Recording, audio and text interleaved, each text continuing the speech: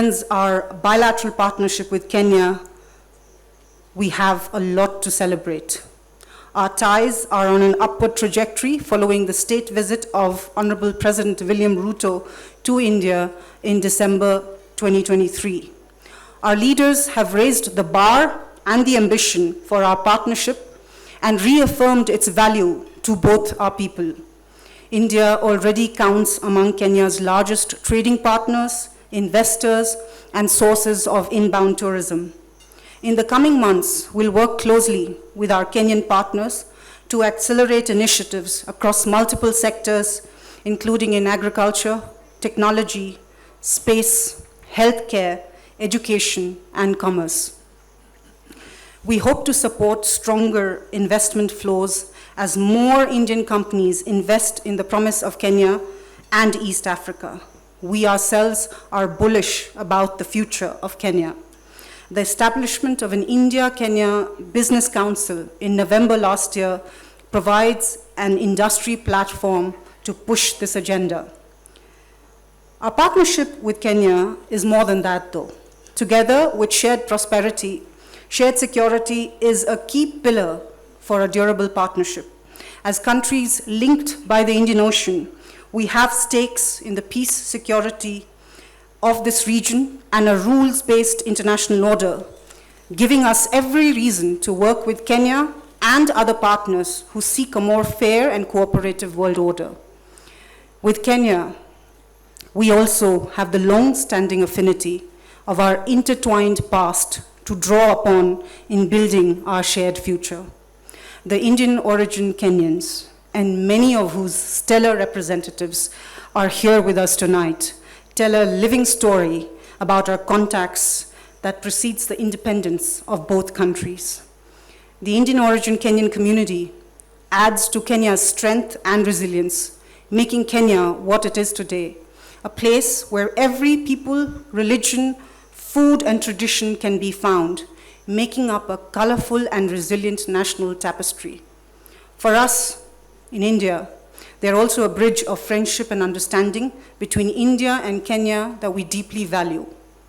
As we celebrate the foundation of the Indian Republic that was laid 75 years ago through what is the world's longest written constitution, it is a day of looking back to acknowledge our journey as a free country and also of looking ahead with optimism to our future.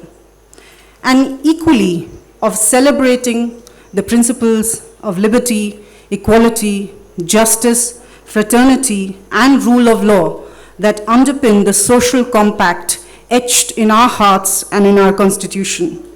I stand before you as a proud citizen of the world's largest democracy that has cohered and thrived through the decades, astounding political pundits and skeptics who considered it implausible, and those of you old enough to remember will remember this, considered it implausible for a country of India's size and diversity to prevail, much less as a robust, uninterrupted democracy.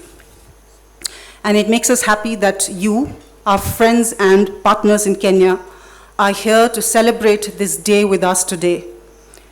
2023 was a signal year for India and for India-Kenya ties, and 2024 promises to keep the momentum going. The India and Kenya would share unbreakable fraternal and strategic bonds. Kenya prides itself as the home of some of the most progressive and acutely brilliant and successful Indian entrepreneurs, most of whom are here today. Kenya also celebrates the more than 70 of Indian firms active in various sectors of our economy, from manufacturing to hospitality, ICT to agriculture, defense to irrigation, and everything in between. And so on this auspicious occasion, as we reflect on India's 75th journey as an independent state, I wish to applaud India for the following.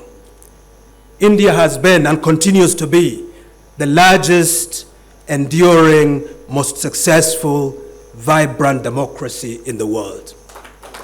At a time when democracy is receding And at a time when democracy is challenged, we look to India, a country that can be able to conduct an election within one day, involving an electoral roll of millions, of hundreds of millions of people.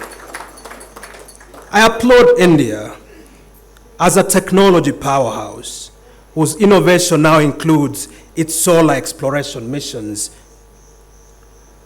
I applaud India for being a force for good in a complex, fraying, uncertain geopolitical environment.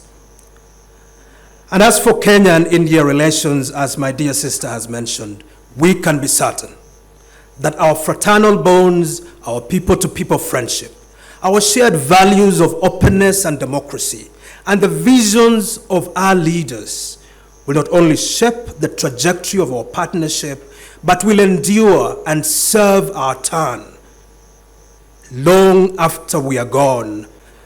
I'm delighted to join you and the Indian community in Kenya to commemorate the 75th Republic Day of India and extend my best wishes for the new year.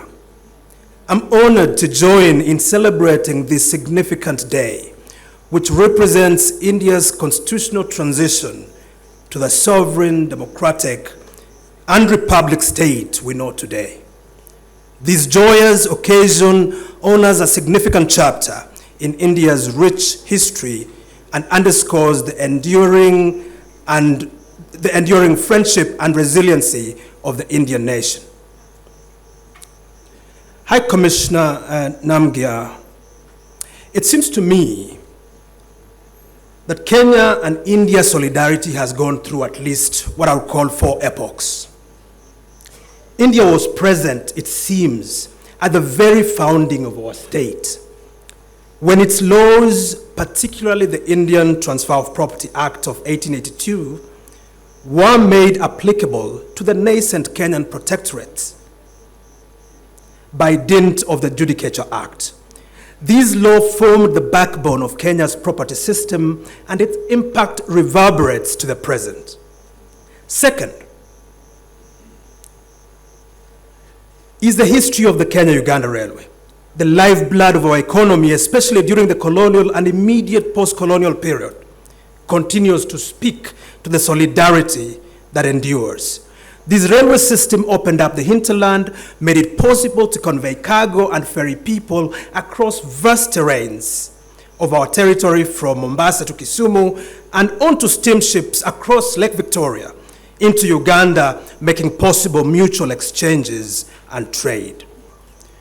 And when domination became intolerable, it was with our Indian brothers and sisters that we partnered in legal and political contestations for freedom and independence to usher in the 3rd epoch of our relationship.